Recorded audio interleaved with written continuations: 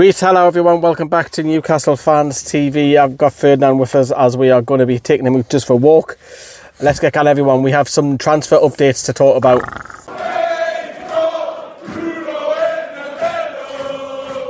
Yes, hello everyone, welcome back. Before we begin, Tino Livramento is playing for England. By the time you are watching this, he might already be playing for England under-21s against the Germans. Obviously there's history there of course, but good luck with Tino Livramento, who's had an absolutely unbelievable tournament.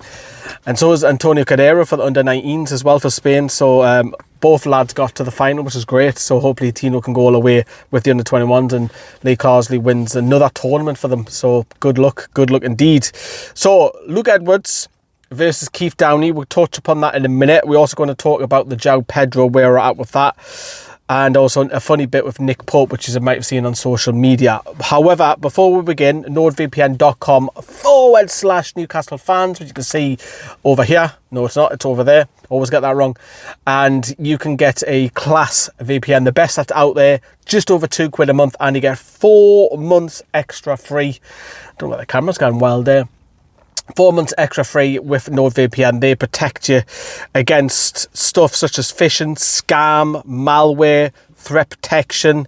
It's the fastest VPN on the planet. Don't miss your favourite content. You can trick your location to be at home virtually, which obviously I'll be doing. And you will be doing as well. Of course, you will be using a VPN when you're on your travels as well, especially when you're using public Wi-Fi. Link is in the description. It's also in the pinned comment for NordVPN, who are probably sponsoring us today. Right, let's get back to the topic in hand. So we're going to start off with Luke Edwards, who said earlier today that the James Trafford deal, in I'll quote him, is pretty much done. So we know that there's talks with James Trafford. We know that the new PSR year is about to kick in on the 1st of July, which is just a couple of days away now. But obviously clubs can negotiate ready for that to happen. Obviously Antonio Cordero, just talked about him, that'll make that his deal official after the 1st of July. Interesting, he thinks that the deal is already done. So where's he got this from? Obviously he'll have his own sources. Surely he's not putting it out there just for traction. I don't know. Do you reckon? I don't know. But Keith Downie has then turned around and said on his own personal Twitter account that he said that it's very much different, that Newcastle have placed a bid for 27 million plus add-ons, which has been rejected by Burnley, and the two clubs are still apart in the valuation of the player. Trafford wants the move. Now, there's no secret that James Trafford wants to move. I think he's already talked about this publicly. I think he's even done it on the podcast as well. So he wants the move. There is this talk that is 30 to 40 million. I think 40 million is far too much for me personally, but the inflation that we're having to put on players is mental at the minute. Maybe it's because clubs know that we've got money. I don't know. Or maybe it's clubs just skint themselves and trying to get a lot of money back. But the whole Trafford situation, look, I've said this already and I don't want to go on and repeat myself. I don't think he'll be number one. I think Nick Pope will be. And I think Trafford will eventually take over him. However, interestingly, with Nick Pope, which he has deleted, he replied to James Trafford's story, basically coming on and replying to your story saying, see you soon. Yeah, you get the general idea. You can see it on screen now. Yeah, you can see that.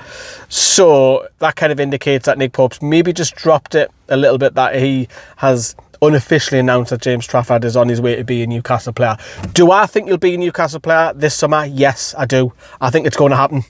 It might play out for another week or two yet, but I do think that James Trafford will be a Newcastle goalkeeper in the next few weeks before the pre-season tour across Asia. So, who do you believe then? Luke Edwards or Keith Downie? Edwards saying it's almost done. Downie says it's not. £27 million bid plus add-ons has gone in. Clubs are still talking. I'm going to put my neck on the line. I'm going to say it's Keith Downie. Sky, because he's on TV saying it. Then a tweet. And now Downie's obviously put a tweet out, but you'll have to go on and say that on Sky. For me, I'll believe Downie all day long over Luke Edwards on this one. Not to say that Luke Edwards might get something right in the near future, because he probably will, but I'm going with Downie in this one. I just think that it's not almost done yet. I think there is... Look, will James Trafford be a Newcastle player? 100% he will. He will be by the end of the summer. I fully believe that as well. Now, on to another story with Joao Pedro, and I'm going to give credit to the Chronicle. The Chronicle get a lot of stick for not being in the know anymore. But to be fair to them, they put the story out saying that Newcastle are talking to Brighton about Joao Pedro, and that talks are in an advanced stage and they're talking, etc, etc. And then Sky have obviously came out last night and said that the £50 million bid has been rejected. The Chronicle have already said that Brighton want up to 60 million, with Tony Bloom wanting more because of the sell-on that they've got to pay Watford, I believe, to have about 20% sell-on value. So fair play at the Chronicle. You know, we'll give credit where credit is due. We'll criticise when we have to, and we'll praise, etc. However, Sky said that the two clubs are still talking. That was this morning. And Chelsea are also in the hunt for Joao Pedro. Sky have gone on to say that was £45 million upfront with 5 million add-ons that was rejected. Obviously, the Chronicle and Sky have said the same thing. So fair play to the Chronicle, because they do get a lot of stick. And so a lot of people, as I say that they're not in the know. But that is your wrap-up. Good luck to Tino Livramento. Let me know what you feel about the whole situation with Trafford. I think, as I say, he'll be a Newcastle player. Where do you stand with Trafford? Do you think he'll replace Nick Pope straight away, or will be in time? And the Joao Pedro one. Now, I've been talking to one or two people today that these aren't these big, massive signings. But remember, the fact is the squad getting better? Tick. It is.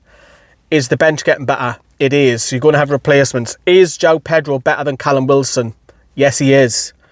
If Alanga comes in, we've got two in Murphy and Alanga. Is that better than one? Yes, it is. See where I'm going with this. As Trafford comes in, will he eventually take over Nick Pope? Yes. The squad's getting better. That's what we need. We've only seen it 2 years ago. We had all the kids on the bench. We didn't need that again. We need squad depth. The amount of games, we've got 8 extra Champions League games. You've got the League Cup, the FA Cup and the Premier League. Newcastle could potentially play up to 60 games this season. So, we need the squad. Injuries are going to kick in. Suspensions are going to kick in, etc, etc. Are you ready for your walk then? Going to go for a walk? Going to go for a walk, aye? Right, we shall love yous and leave you, because I'm going to take him. It's a bit drizzy like, but how are you, England? Come on, England, aye? See you later, everyone. Ta-da.